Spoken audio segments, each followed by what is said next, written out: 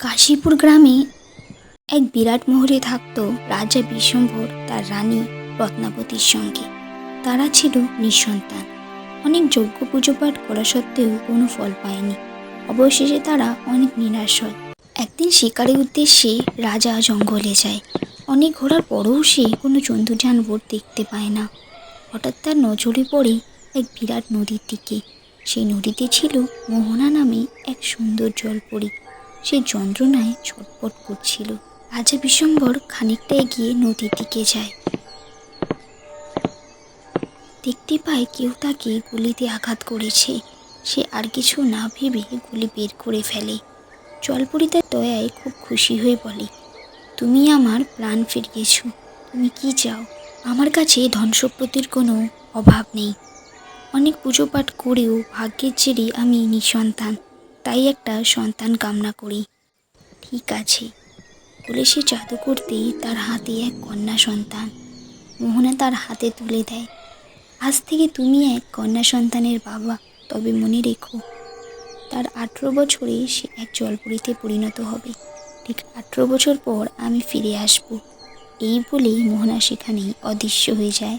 বিশ্বম্ভর তাকে নিয়ে রাজমহলে যায়। তার হাতে কন্যা সন্তান দেখে রানী রত্নাবতী কিছুটা অবাক হয়। আজ থেকে এটা আমাদের কন্যা। তুমি এটা কি বলছো? তখন বিশ্বম্ভর জঙ্গলে যা যা ঘটেছিল তা বলতে থাকে। সবকিছু জেনে রানী খুব খুশি হয়ে যায়। পরের দিন পণ্ডিতকে ডেকে তার নামকরণ করা হয়। পণ্ডিত মেয়েটির মিষ্টি মুখ দেখে তার নাম সুকন্যা রাখে। এইভাবে তাকে নিয়ে তাদের খুব আনন্দে দিন কাটে। দেখতে দেখতে সুকন্যা 10 বছরের হয়ে ওঠে। একদিন খেলতে খেলতে দাসীদের অবহেলায় সুকন্যা নদীতে পড়ে ডুবে যায়। তাদেরকে দাসীরা খুব ভয় পেয়ে যায়। ভর্তি ডাকা হয়। রাজা ও রানীমা খুব চিন্তিত হয়ে পড়ে। সুকন্যাকে দেখে ভর্তি, চিন্তার তো কোনো বিষয় নেই, আমাদের রাজকন্যা তো ঘুমাচ্ছে।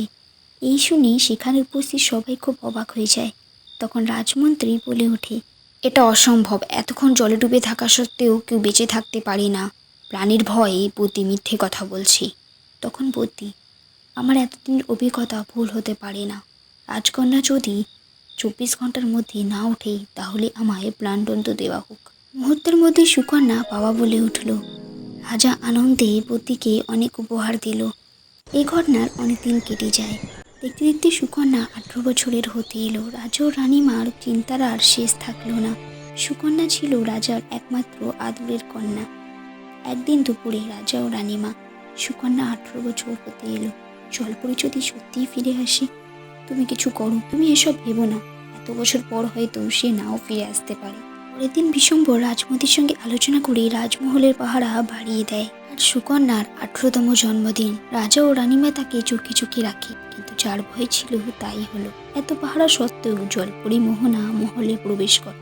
আমার কন্যাকে ফিরিয়ে দাও রাজা বিশ্বম্ভর।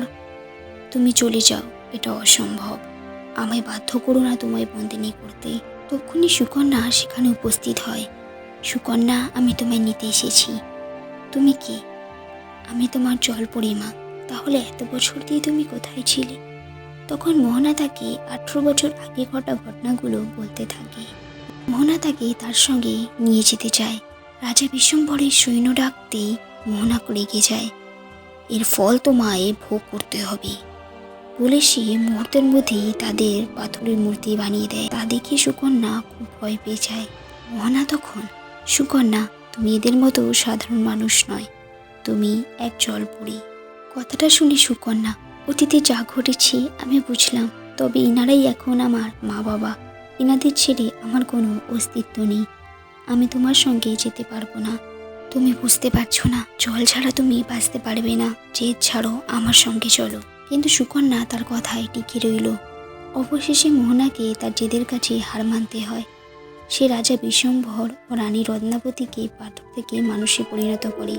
তবে মনে রেখো সুকন্যা, তুমি এবার আমাদের মতোই এক জলপরী। তোমায় দিন প্রহরের এক প্রহরে জলে থাকতে হবে। এই বলে সে সেখানেই অদৃশ্য হয়ে যায়। সুকন্যা সেখানেই অজ্ঞান হয়ে যায়। পতি ডাকা হলেও কোনো উপায় হয় না। তখন রাজা বিশ্বম্ভরের বুড়ির কথা মনে পড়ে। রাজা বিশ্বম্ভর আর বেশি দেরি না করে রাতারাতি রাজমন্ত্রীকে আদেশ দিয়ে তার জন্য এক পদ্মপুকুরে নির্মাণ করে। তারপর থেকে সুকন্যা এক প্রহর সেই পদ্মপুকুরে কাটায়।